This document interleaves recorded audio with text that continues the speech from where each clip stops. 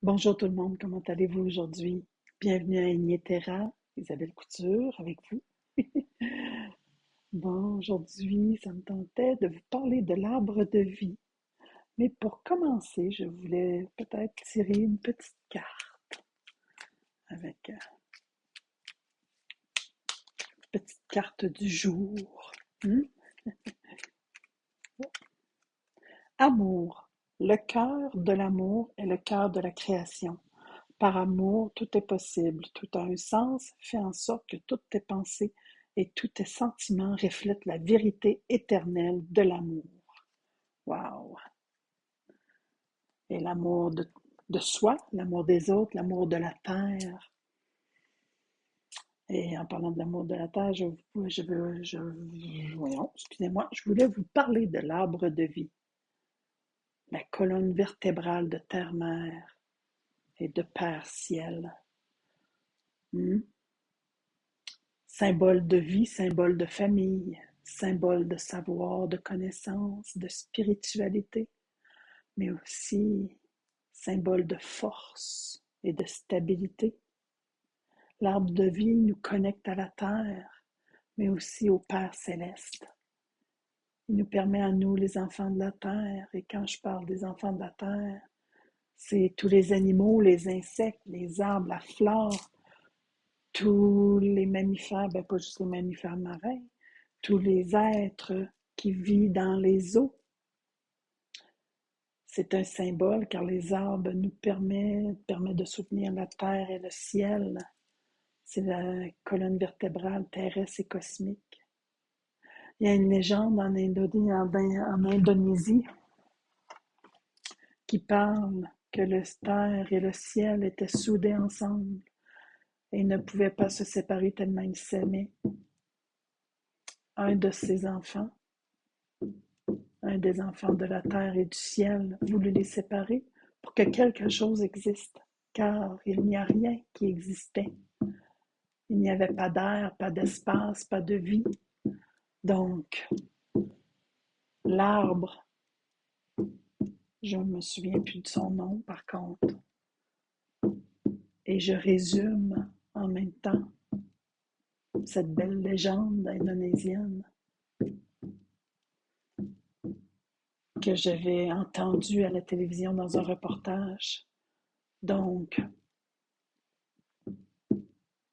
c'est un de ses enfants, un des enfants de terre, mère et de père céleste, décida de planter ses racines profondément dans la terre, profondément dans la terre pour pousser, pour s'allonger entre le Père céleste et la terre-mère, pour pouvoir pousser avec ses jambes le ciel pour que le monde puisse exister, que l'air puisse passer. Et donc il poussa sur le ciel et réussit à séparer la terre et Père céleste. Et de cette façon, comme j'ai dit, permis à l'air, aux eaux de se former. Et les arbres soutiennent le ciel d'après cette légende. Ils soutiennent le ciel pour ne pas qu'il tombe. Et ça fait référence aussi à nos arbres présents dans la nature qu'il faut protéger, car c'est les poumons de la terre, nos poumons à tous, car il tient le ciel si les arbres n'existent plus. Si les arbres n'existent plus, le ciel y tombe d'après la légende. Et c'est vrai, si les poumons de la terre cessent d'exister, il n'y aurait plus l'air que nous connaissons.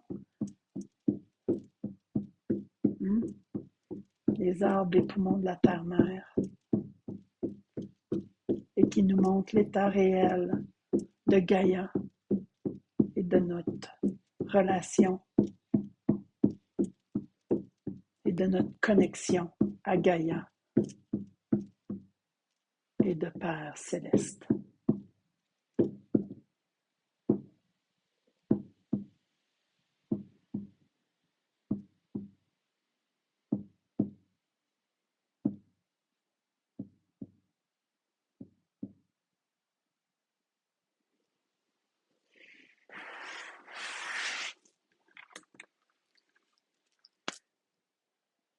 Merci beaucoup.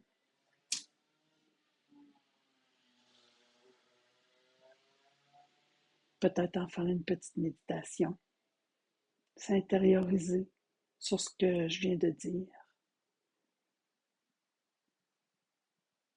Si cela résonne en vous, bien entendu, chacun a sa propre vérité. Sur ce, je vous dis bonne journée ou bonne nuit et bienvenue à Ignéterra. Et juste pour finir, une petite et dernière carte. Ça faisait appel à moi, encore une fois.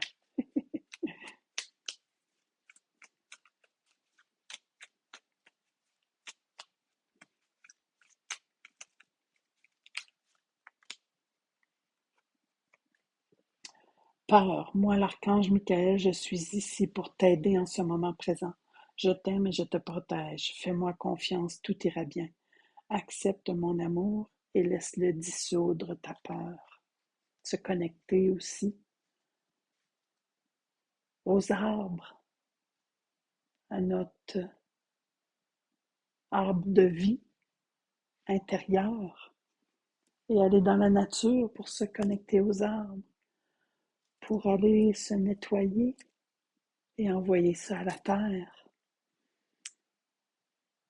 Je ferai un autre petit post là-dessus, sur la façon, ma façon à moi, de comment se nettoyer avec les arbres. Hein? Sinon, à votre façon à vous, bien sûr. Bonne journée tout le monde. À la prochaine.